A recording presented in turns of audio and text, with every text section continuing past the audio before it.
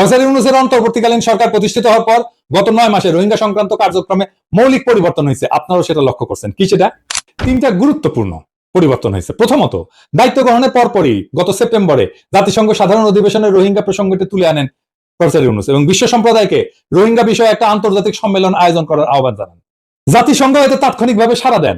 জাতিসংঘের সকল সদস্য সর্বসম্মতিক্রমে এই বিষয়ে একটা উচ্চ পর্যায়ের আন্তর্জাতিক সম্মেলন আয়োজনের সিদ্ধান্ত নেয়। একটা জাতিগোষ্ঠীর বিষয়ে পূর্ণাঙ্গ জাতিসংঘ সম্মেলনের সিদ্ধান্ত অত্যন্ত বিরল একটা ঘটনা।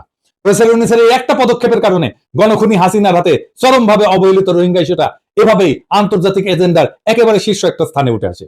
দ্বিতীয়ত যে বিষয়টা হলো, একই সাথে অন্তর্বর্তীকালীন সরকার রোহিঙ্গা সমস্যার প্রকৃত সমাধান যে রোহিঙ্গাদের মায়ানমারে প্রত্যাবর্ষণ বা রিপাট্রিয়েশন সে সম্পর্কে আন্তর্জাতিক ঐক্যমত গঠনেও সক্ষম হয়।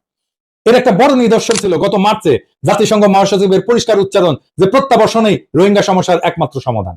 তৃতীয় যে বিষয়টা হলো, প্রত্যাবর্ষণ যাতে বাস্তবায়িত হয় তার প্রাথমিক পদক্ষেপটাও অন্তর্বর্তীকালীন সরকার গ্রহণ করতে সক্ষম হয়েছে। গত এপ্রিল মাসে ব্যাংককে বিমস্টেক সম্মেলনের সাইড লাইনে মায়ানমার সরকার সর্বপ্রথম 1,80,000 রোহিঙ্গাদের প্রত্যাবর্ষণের যোগ্য বলে ক্লিয়ারেন্স দিছে। মায়ানমারের পররাষ্ট্রমন্ত্রী এবং বাংলাদেশের রোহিঙ্গা বিষয়ক হাই রিপ্রেজেন্টেটিভ যৌথভাবে ক্লিয়ারেন্সের সিদ্ধান্তটি জানান। একই সাথে বাকি রোহিঙ্গাদের ক্লিয়ারেন্স প্রক্রিয়াটা ত্বরান্বিত করার প্রতিশ্রুতি দিল মায়ানমার। এটা ছিল একটা অসাধারণ অর্জন।